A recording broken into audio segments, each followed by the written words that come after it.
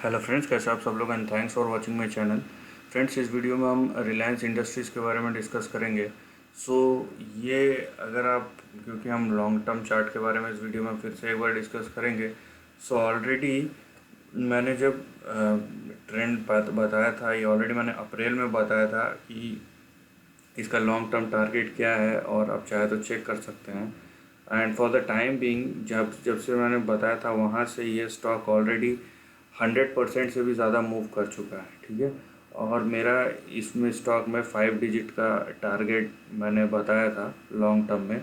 And ये भी बोला था कि आपको लगता है कि दो इस ऐसे स्टॉक्स को मूव करने के लिए बहुत टाइम लगता है, लेकिन प्रोबेबली हमको जितना लगता है उससे जल्दी ये टारगेट अचीव हो जाएगा।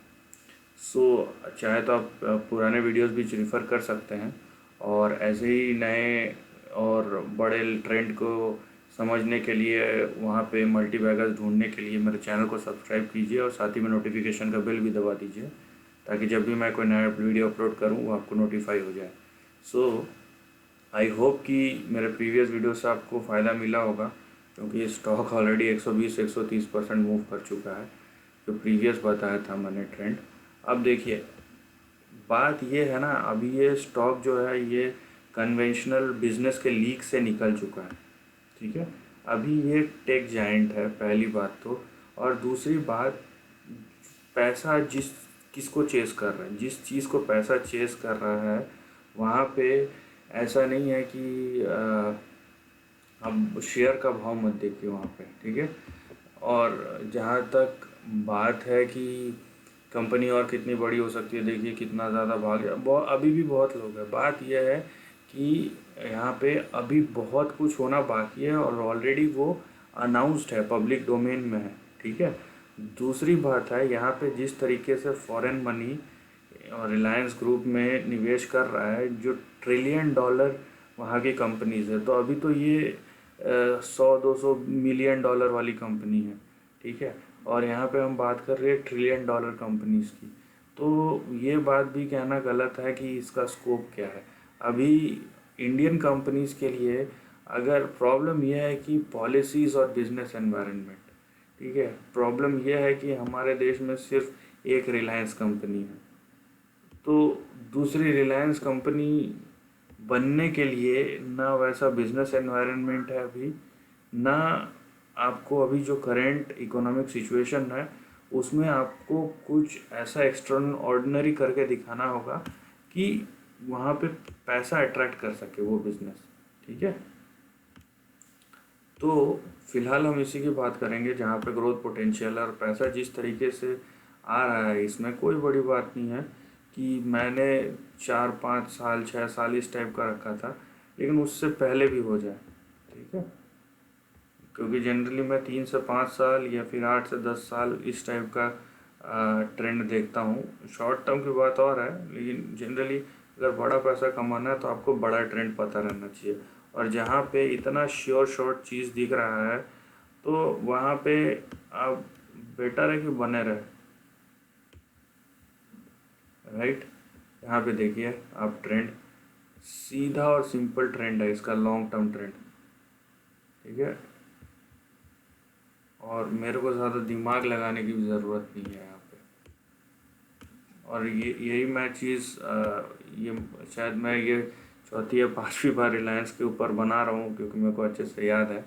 देखिए, मैंने जो बताया था लास्ट में, ये 3 डिजिट का स्टॉक था उस टाइम पे, 3 या प्रोबेबली 4 डिजिट में एंटर कर रहा था। सो ये आपका जो बड़ा टारगेट है ना, वो यहाँ पे देखिए, वो रिलायंस को यहाँ पे रेंज थोड़ा सा बड़ा है। ठीक है, 7,000 से 15,000 के बीच में ले जाएगा।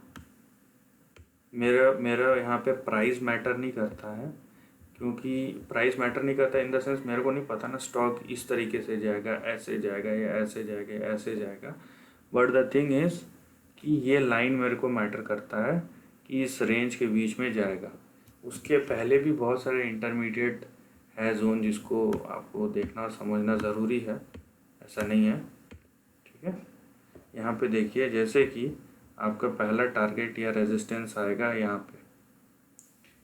पे मतलब ये 2300 से लेके 2300 से लेके 2800 के बीच में ये पहला लाइन जो रेजिस्टेंस है, ये क्रॉस कर गया तो अगला रेजिस्टेंस आएगा आपका यहाँ पे 3800 से 7000 के बीच में। उसके बाद आएगा आपका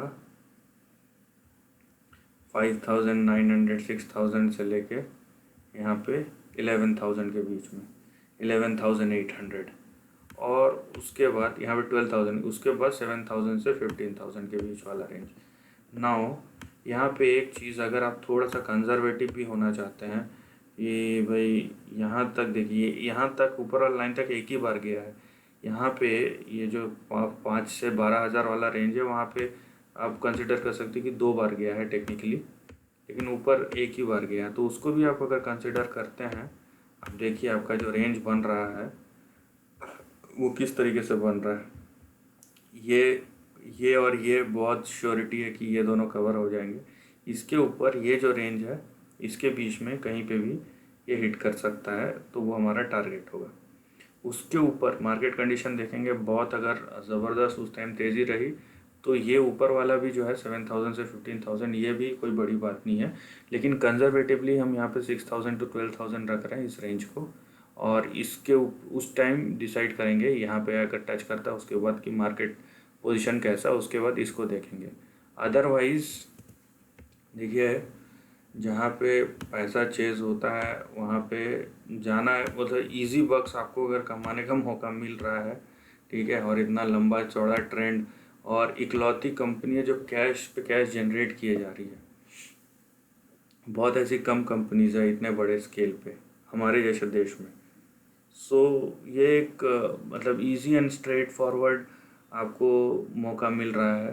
तो इसको आप अगर ऐसे ही छोड़ देते हैं तो मतलब कोई सेंस नहीं बनता ना। आपको पता है कि रिलायंस मनी अट्रैक्ट कर रहा है बड़े बड़े इन्वेस्टर से, और एक बार ये जैसे लिस्ट होने का है, अगर नैस्डैक में लिस्ट हो जाता है तो आप समझ रहे हैं उसके बाद किस तरीके से पैसा फ्लो होगा। क्योंकि ये हमारे देखिए, बात यह है कि जब भी MSCI और बाकी इंडेक्सेस में जब कोई स्टॉक जाता है, अगर आपने नोटिस नहीं किया होगा, उसके बाद उसमें पैसा आना क्यों शुरू होता है, क्योंकि वो फंड जो रहता है ना, उसके मैनेजमेंट अलग रहता है उसका। आपको लिस्ट होने के बाद आपका स्टॉक स्टेबल हो जाएगा, कंटिन्यूस आपके स्टॉक में पैसे आते रहते हैं। सो ये कुछ कैरेक्टरिस्टिक्स है, ये फंड फ्लो से रिलेटेड है। तो आगे बहुत सारी ऐसी चीज़ें हैं जिसके बारे में हमको पता नहीं, हमको जो दिख रहा है वो है क्लियर कट ट्रेंड और एक बड़ा upside. So this is the end of the video. दोस्तों, वीडियो पसंद आए तो लाइक और शेयर कीजिए, थॉट्स कमेंट सेक्शन में लिख के बताइए, और ऐसे नए कंटेंट के लिए चैनल को प्लीज़ सब्सक्राइब कीजिए। Lastly, take care of your family and friends.